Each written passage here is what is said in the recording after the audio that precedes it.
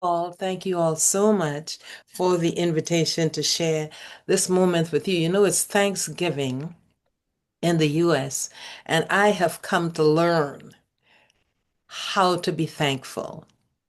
Working among a population where so often they have nothing, I have learned from those children how to be thankful. Songs in the Night, the song that Josh Groban sang there, is a song in the night. You know, I remember trying to minister to a beautiful young girl who had been gang raped twice. I mean, you recover once and then you continue life and it happens again. And you keep wondering, where is God in the vicious attacks that tore up her insides? And yet still she can put on her high heels and keep on working and keep on seeking God and trying to praise Him. He gives us the grace to triumph over adversity. You know, the theme I chose is triumph over trauma. I don't think any one of you would doubt that our world is in a turbulent condition. Turbulence in the environment, turbulence in the political sphere, turbulence in the religious world. It's fair to say that trauma has become something of a buzzword. And so I understand what it means. But for my own edification, I looked up the definition that Webster's has out there, and it is severe psychological shock caused by a distressing event. And I can attest to the fact that most of you out there who have weathered the storm that just devastated Jamaica understand the meaning of the word trauma. It is also a profound emotional wound from an extremely upsetting experience, an accident, abuse, physical injury. And I want to say that as the world becomes increasingly unstable, the word trauma takes on increasing significance. And Jamaica families out there have lost almost everything. Where I work, trauma walks through the door every time a trial comes in. I got a call yesterday. They said, Cynthia, last bed is gone. 16 children rescued within the last quarter or so, and there was one bed left. And they went to fetch a 9-year-old who had been abandoned. And so they put her with a neighboring family there to kind of keep her until they could find a safe home for her. But she was being beaten there, showed up at school with her eyes, her face all swollen, beaten, and who knows, for no good reason. But a child who walks into your life and you look at her face. When I looked at her picture, it was stark terror just looking at the world. And so we fetched her, and she hasn't learned to smile yet, but she will. They gave her a stuffed animal, and she's looking with terrified eyes at the other children, probably wondering what next. I am telling you that God has a place in his heart for those who hurt. I want you to know, oh friends in Jamaica and those wherever they are, including my Soho family out there who's working, I want to let you know that no matter what the enemy of mankind throws at God's children, no matter what the adversity, God can cause it to be a point of connectivity to develop our capacity to become more than conquerors through Him who loved us, who loves us. He's capable of making your test a testimony and turning your trauma into triumph. I want to reflect briefly on the scripture. You know, we've been looking at the book of Joshua, and it's one of my favorites. And in Joshua 2, verses 8 to 11, I won't read it. Most of you are familiar with it. But it's the story of this harlot, this prostitute, and that's a whole other discussion. The background of that woman, Rahab. So the story begins for our purposes here, where she's hiding the spies, the Israelite spies. Okay? And here's what she says to them: I know that the Lord has given the land and that the terror of you has fallen upon us. All the inhabitants of the land faint because of you. That's some serious trauma. Verse 11, the hearts of our people are melted. They become devoid of courage when they've heard how your God dried up the Red Sea for you, how your God destroyed powerful kings for you. And the word of God to us this morning is whether the enemy is physical or spiritual, the power shifts when God gets into action. The point that I want to make about Rahab's story is that Rahab pursued God. Now, she'd moved away from her community. She didn't live there.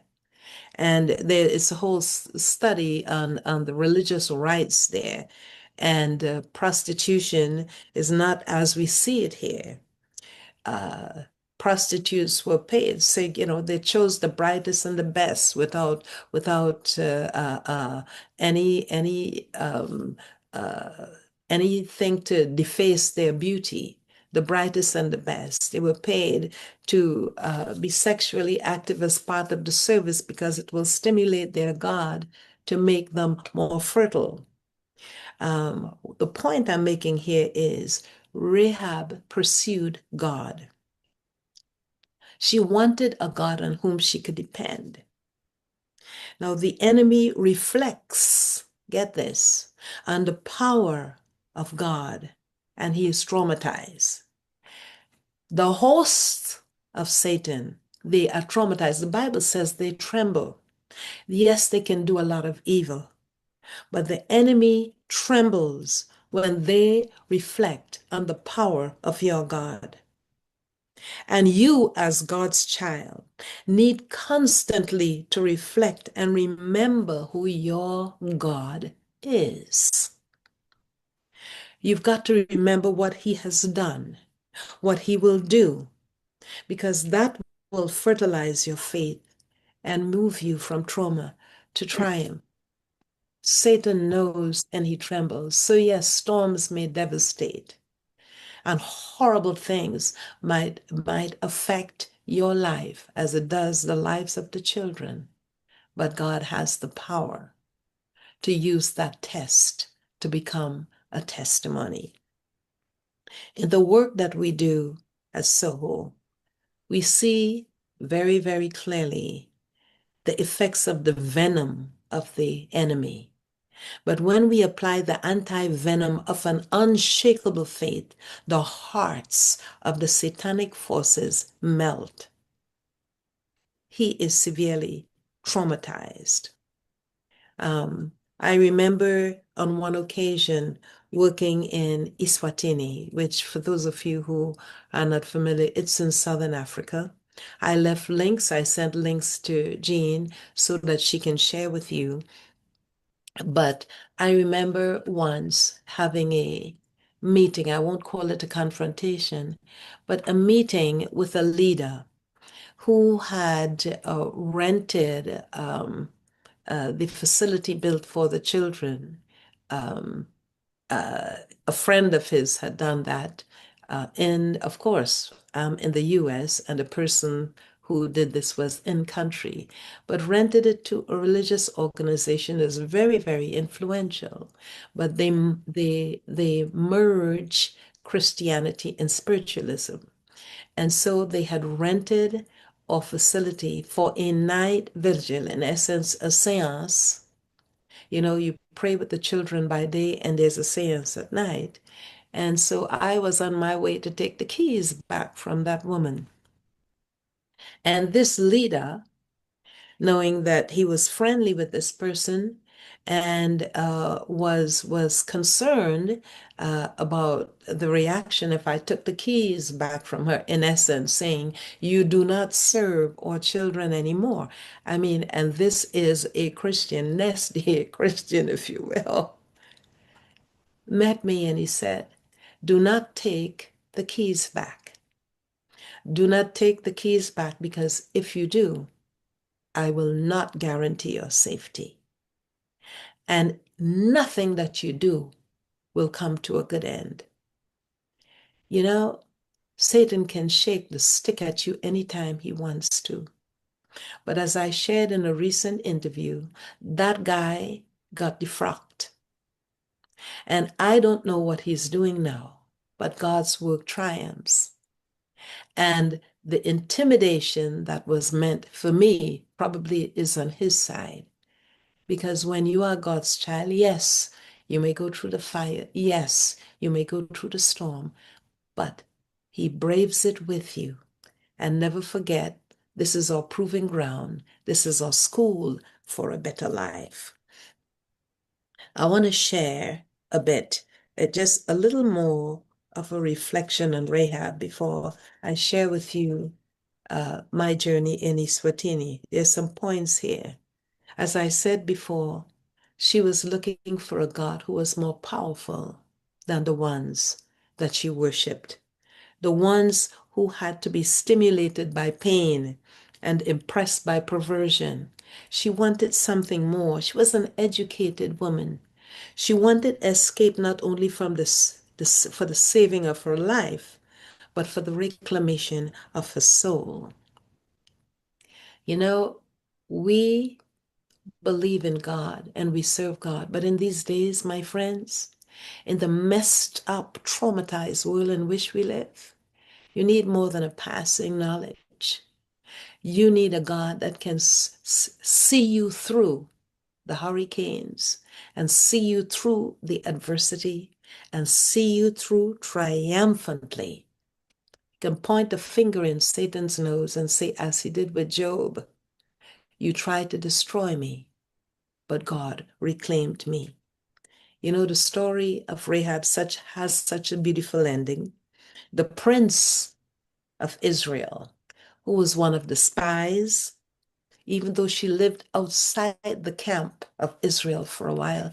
And that wasn't pleasant to be, it's where you put your enemies, ostracized. But she must have been exemplary because she won his heart. So Salmon became a husband, and from her loins came Boaz, the husband of Ruth. And from Boaz and Ruth came Jesse, who gave birth to David, the king. Trauma to triumph.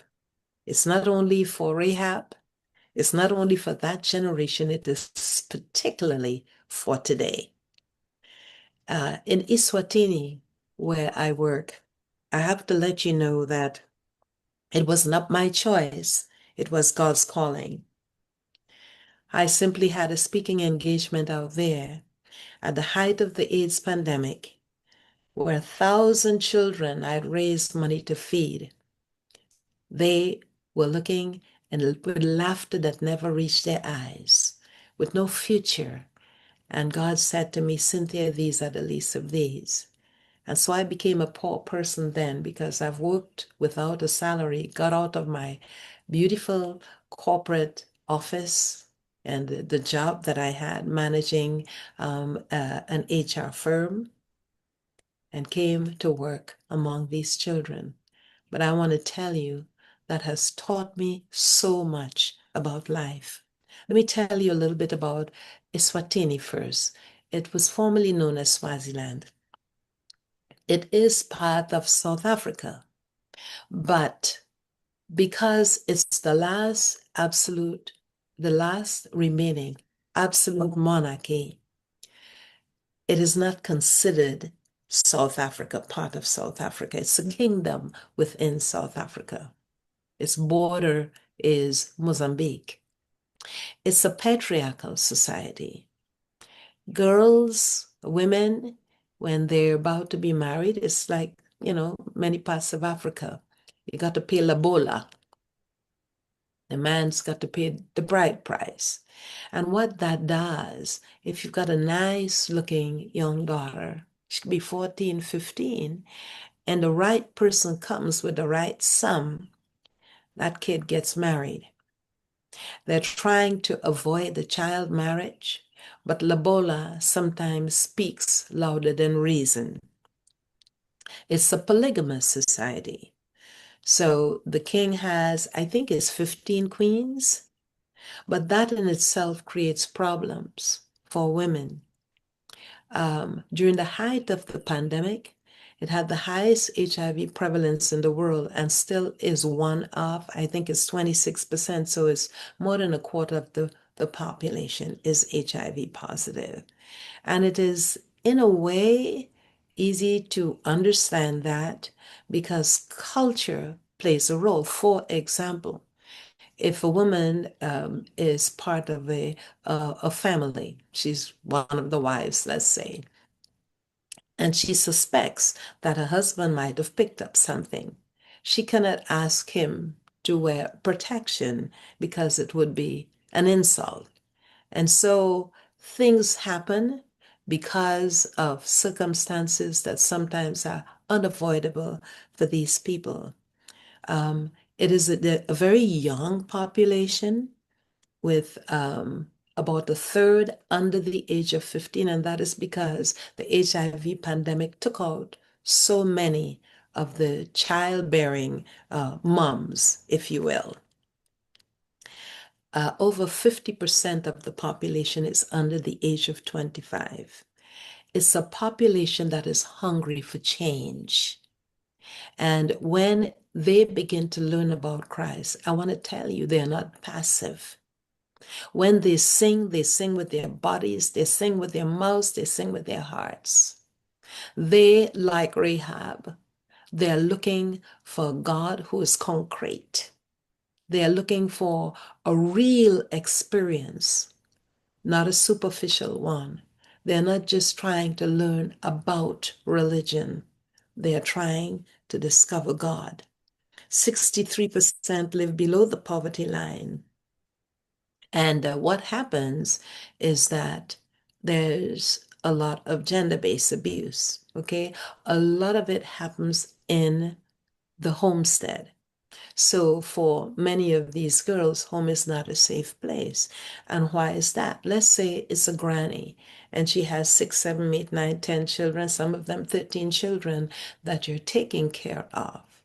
And somebody nice, uncle something or friend something, begins bringing in the groceries and being very nice to the family.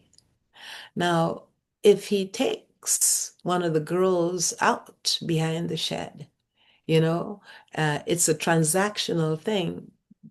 Granny knows that that that if, excuse me, I shut this thing down. Um, the go-go may suspect that he's up to no good, but the child learns to be silent because complaining means that the benefits don't come through the door anymore. Or sometimes complaints are reprimanded. Why? Because the need is so great. During the COVID pandemic, there was an avalanche of children having children. There was a great increase in the number of children who were born and children who were abandoned. We have one of the children that we have in the facility I'll be telling you about. We got her at 2.5. We hadn't planned on taking children that young, but she was the offspring of, I think, a 14 or 15-year-old. And so this organization was taking care of the child. But when our social worker and our child services supervisor went, the child was severely malnourished. And it's the strangest thing when Satan sucks the hope out of even a little child. They don't know to smile. It was like a little piece of stone just looking at you, never blinking, never smiling, not a word.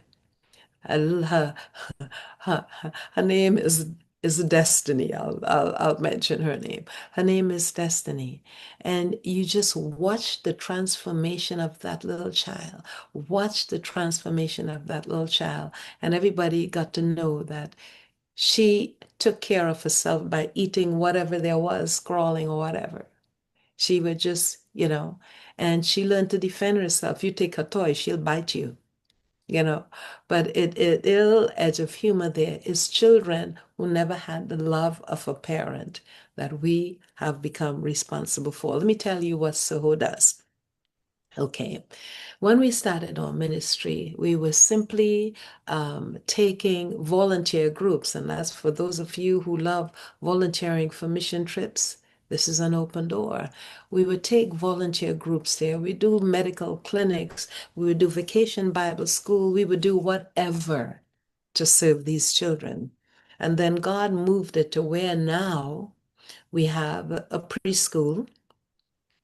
We have a skills training program where these young girls who end up with babies with their first period or what have you, they're learning to make crafts. And I am telling you, the crafts that they make are beautiful. It's bags, it's purses, it's computer cases, lovely things that they're making. And those things are sold so that A, it could support the training program and it can support them as well. So that's part of the program, and that is in the urban area. That is a non-residential program. About 15 minutes from the school, it's a place that it's a place of last resort. They used to call it the squatters camp because when there's no place else to go. When we first went there, the piles of rubbish before you could even get there told a story. I understand that probably 99% of the children there are traumatized, are abuse victims. But anyway, in that area, we feed 100 to 150 children every day a meal. But can you imagine going into that place? We have a young pastor and his wife who works there, and they try to do the counseling. And when we bring groups, we minister to them, and we have a little chorus, a little a musical group, and they have their lovely little Soho t-shirts. And then when they perform, they get them, and then we get them back so that they would be available for the next program. They're trying to do pathfinders with those kids. They don't have shoes, but they're learning to be pathfinders. It's all about hope. The mission of Soho is to create a hope-filled future for vulnerable children in Eswatini. That is our non-residential program. We're trying to build skills in that group, not just feed them. On Sabbath mornings, the little bus takes them to church. They get a meal, and it's not the greatest life, but it is a better life. We recognized over the years that we needed to have a residential program. We tried to foster out children over the years, and it was difficult. It didn't work. It didn't work because sometimes the children that we would pay a household to look after, the children became the unpaid help, if you will. And so there was this prayer, for those of you familiar with the story, prayed for about 8 years, to find a place. Now, it's not like whether in the US or parts of the Caribbean, you have the money, you go buy the land, you buy the house, and it is yours. Most of the land in that stunningly beautiful country is held in trust by the king for the Swazi people. And that was done because foreigners were buying out all of the best property because they had money. And the Swazis didn't get a fair shake.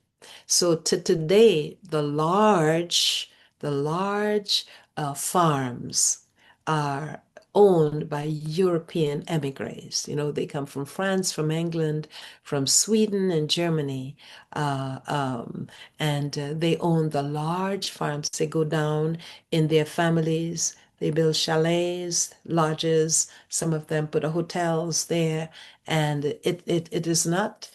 You don't find out that land is available unless someone within that circle passes the word on. They don't broadcast it. It goes down through the families. To buy land, you had to really be in that mix.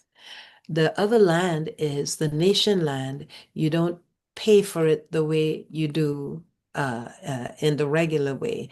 The land that the school is on, the property where the feeding center is on, it's called Swazi Nation land. And so you meet with the chiefs, you meet with the people who are there, and you make your petition. They come, they look at what you're doing, they approve of it. You pay a cow, two cows, based upon the size of the property, and then it is yours. It is yours, but um, as long as the organization fulfills what the community needs and wants. But let's say you fall out of grace with the chief, the leadership of that community, they can take it back.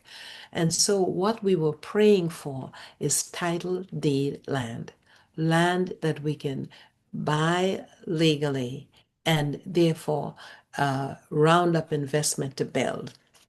And I won't take the time to share that with you. I think I did in my earlier, but I am telling you, never, never, never underestimate the ingenuity of our God. Never, never do that. Never think that the mountain you have is too high, and the problem that you have is too big. Regardless of what it is, He is up to it. And there's no one more important in the mix than you are to Him. Um, just chance meetings, and it's not chance, we know that. Um, Two people who were thrown off a shuttle or late for one or whatever, two people sit together on a shuttle from Swaziland to Johannesburg to catch a flight. It's like a 3 hour road ride. And the one person says to my employee, "Hey, you're American. What were you doing in Eswatini?" She said, "Well, I work with a nonprofit organization, and we're really trying to find land, to purchase land, so that we can build safe homes, especially for the little girls. But it's difficult." She said, "Well, that's remarkable. I'm a realtor and I know exactly what you want." And it's from miracle to miracle to miracle. I am telling you, you give God a chance in periods of adversity, and He will show up for you. The enemy sometimes puts a film in front of your eyes so that when you are suffering, you don't see the loving hand of God, but it is there. It is not a God who stays in heaven and looks down at you while you suffer. He's not a God who is into the spectator business. He is a God, when He says Emmanuel, God with you. He is with you in your pain. He is with you in your storm. He's not looking on. He is beside you. And so we were able, in a very miraculous way, to get the farm. Didn't have the money, okay? Uh, 2 years or so before, a woman had called and had said, "I saw you on 3ABN and you were wearing a purple suit and you were talking about, and God said to me then, you need to help my orphans." And she'd give me, she'd donate. We have a nonprofit corporation. She would donate, $5,000, $7,000 and say, "Okay, when you do the medical clinics, give every child a sandwich or give every granny a sandwich as well." And so she'll donate the money to that. But this day she called and she was almost in tears and she said, "I'm finally able to do this." And uncle left some money after he passed away. And I sent a check and I asked how much. She said 100,000 US. So that money was there, and that was it. We knew we needed land. This land, when God presented it to us, is one of the most beautiful farms. It's a mountain farm. We call Len Saba the mountain. in Eswatini with a macadamia nut orchard and oh, stunningly beautiful. People just pause and worship when they look out, when they walk on the site. Okay. And they needed probably about $750,000 US or something like that. And of course, we didn't have it. And so had to pray and say, Lord, here comes the Jordan River. If I'm going to stick my foot into the Jordan River and the board will not think I've lost my mind, then I'm going to put a fleece. And the fleece was price. Okay.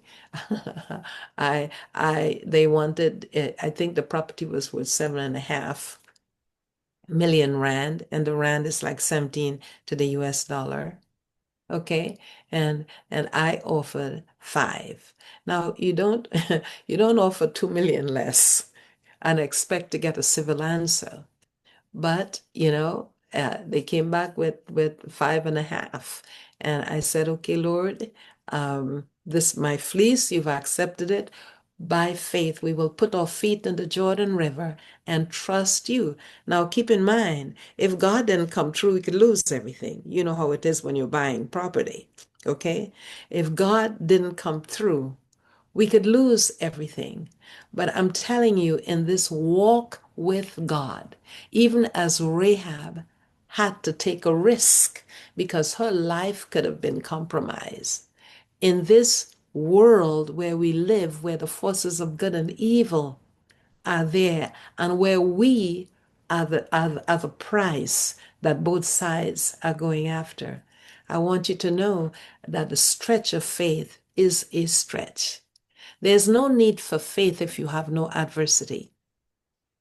There is no need for faith if you've got all the answers. You've got all that you need. You are all you want to be. There's no need for faith. And that's a dangerous place to be. If you think life is so good that you barely have time to tell God hello, you better get on your knees and ask Him to do something about it. Because I'm telling you, when you step out on this stretch of faith, He will do everything He can to not only justify, but to grow that faith in you. And so we ended up corns on the knees, but we ended up purchasing the property with no debt. Miracle after miracle after miracle. You're praying and there's a phone call from somebody you never thought would. And it was like that. Got the property, and then here is this beautiful land. And we knew that this was going to be, we wanted to just build safe homes. Frankly, we were praying for 30 acres. This was 1,065 acres, folks. Okay? And we recognize God wasn't looking for a few homes. He wanted to build an entire community and lift up a banner to glorify His name. And He has begun that process. The first person who came was a pastor of a church. He was retiring, and the Greater Works Church. He was retiring, and he said, my sister, we're impressed to help with your work. I approached the church, and we would like to build the first 2 houses. And he said, we will have a check for you. And I said, how much? He said, 100,000. I think God likes that. I like that ringing in the mind, 100,000, he says. Okay. And so there are 2, we were able to build the first 2 homes. Actually, it's 3 buildings, but it wasn't enough to cover 2 homes plus. One is a multi-purpose structure. And I'll tell you what we do there. In these 2 homes, building these 2 homes, God began to shape a very unique program. Okay? It is the first trauma-informed holistic program in the entire country. And we've been informed by psychologists, the people, volunteers, is people who come. A trauma team came in from Loma Linda University to do training. in trauma-informed care. And they said, the program is distinct even from other parts of even the US, he said, because, for trauma-informed work, you really need, if you're dealing with juveniles, you really need kids who could communicate. So maybe 5-year-old, 6-year-old, they could tell you what happened. Our first two children, we had planned we would take from 5 to 10. I mean, that was all the nice, tidy plan made up in the US. And the first call, it was a 3-year-old and a 5-year-old siblings. And we made up our minds we would not tear siblings apart as sometimes is done. Okay, we can find a home for you and we'll just shop around for another one for the sibling. I mean, I've seen families just shelled out, two go here, or the little girl, let's say somebody up the street gets that one, and it's like that. We will not do that.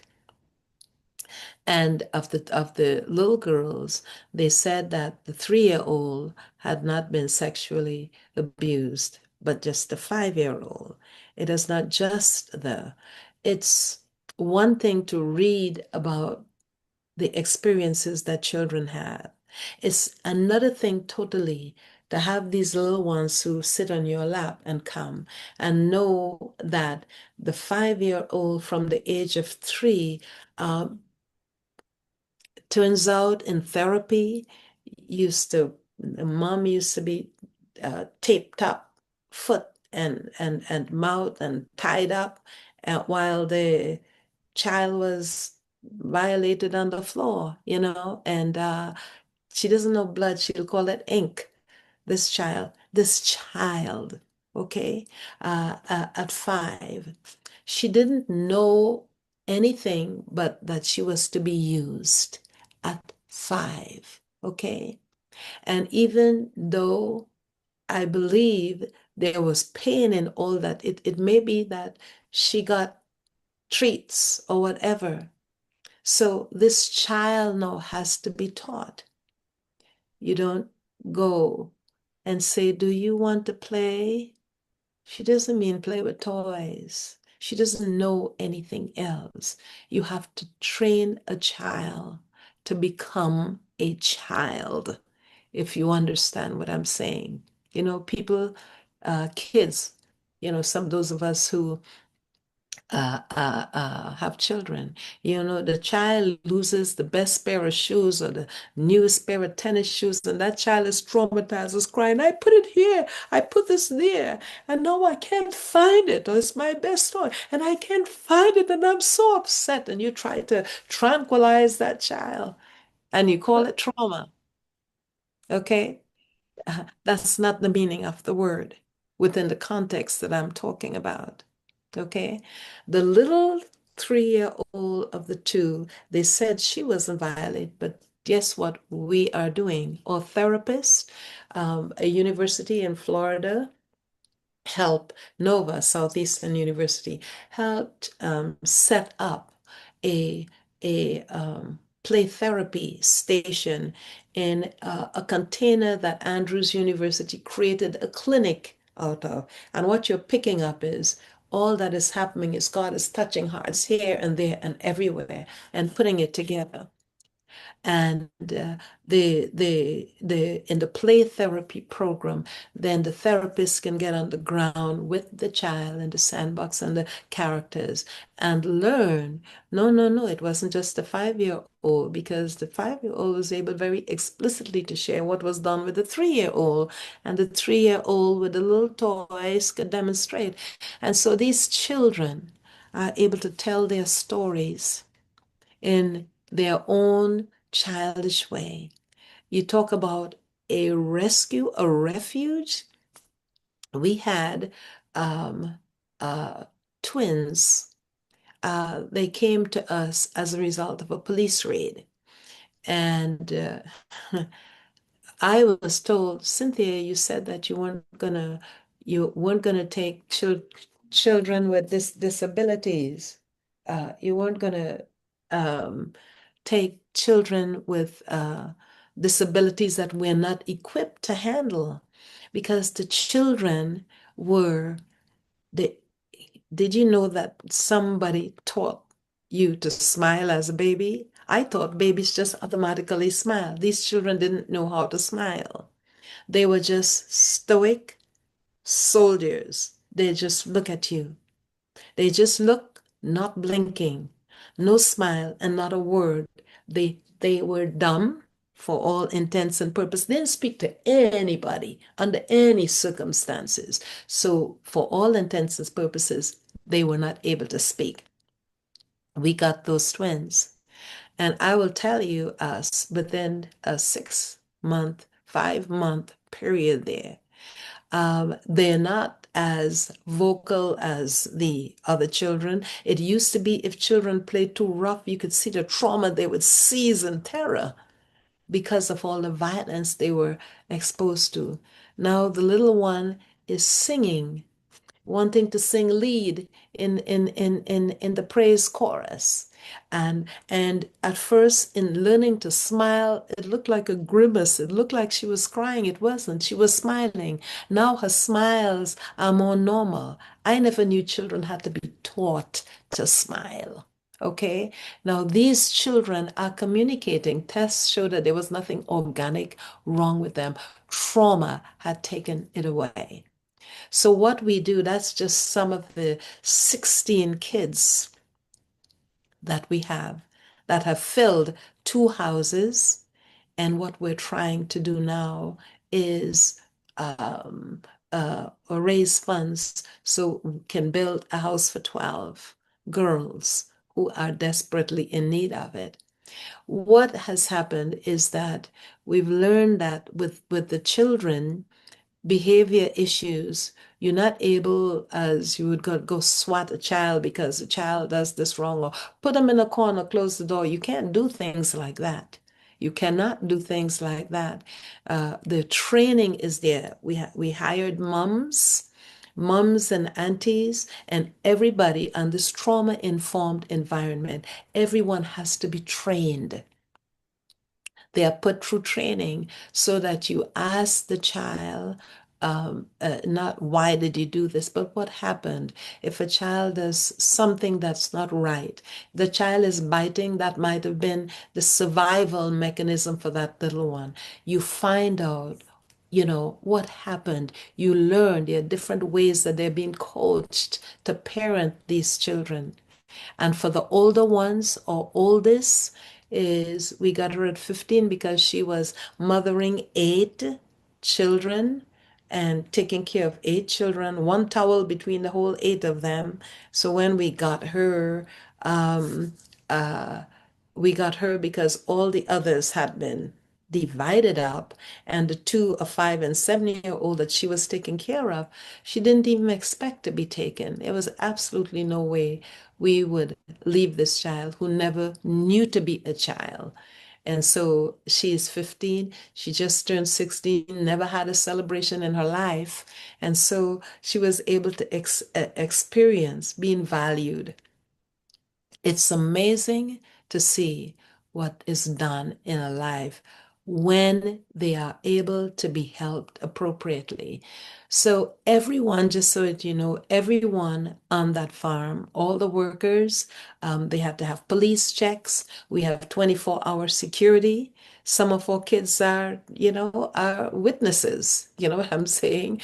So we have 24-hour security, and there is constant training, not only with the moms, the supervisor, the social worker. Every case is different. And so we have a professional help there, working with them, coaching them, looking at the challenges that they face and working through it. I want to tell you that it breaks your heart to see that little 5-year-old who is now praise and worship music leader. And she said, the devil came in the night, but Jesus chased him away. And when she drew what the devil looked like, it was human anatomy.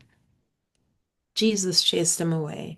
And she's the one who leads praise and worship, singing, God is my protector. God is my provider. In her little way, she's just singing those songs. You know, trauma to triumph. God is shaping something different in the lives of those children on that campus, in their education, in their diet, in their skills training.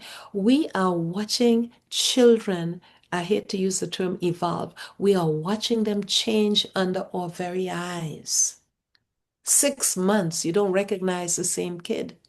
And the one picked up yesterday who looked as though she had seen some kind of ghost or something and is looking to see what monster is going to come from somewhere to get her.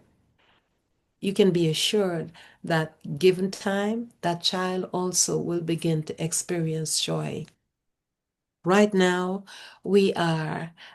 it's amazing how God is cooking this thing together.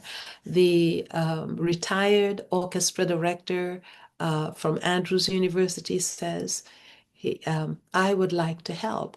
Now, music is important to these children because, as the psychologists inform us, the tapes in their head, they can't just sit and do nothing extended periods of time because their memories are not good memories.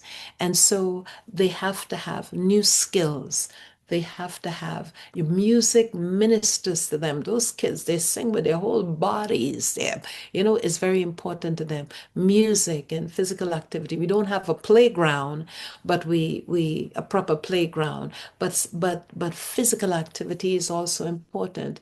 When I go out there again, I'm leaving on December 8th. Please pray for me, you all, because we have girls from 7 to 16 now, um, that have to be nurtured. Oh, merciful Father.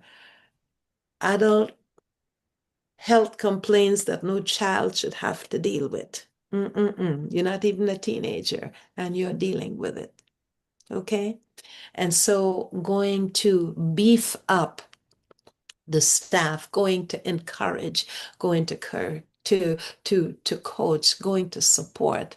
And for most of those children, they've never experienced, when you say Christmas, you want to tell them Jesus came as a baby, and that they don't know anything about that. So one donor, who is the one who gave that first 100,000, she says every child needs to experience Christmas in that they need to know that Jesus came for them.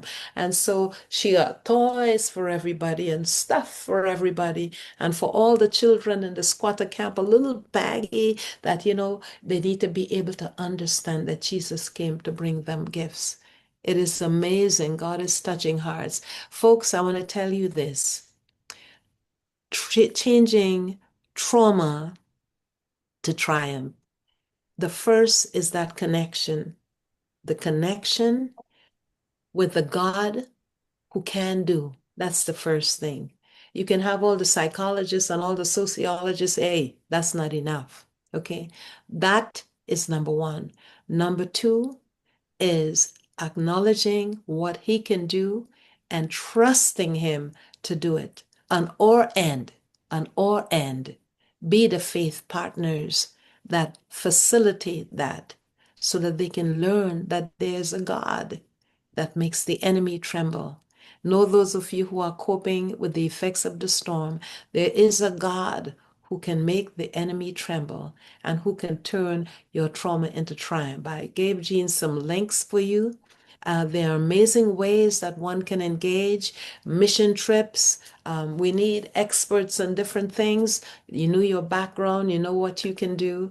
If you have an interest in knowing more, just get a hold of Jean. And I'm asking you all, pray for the children. Just pray for the children. God bless you, and thank you again for the opportunity of sharing with you.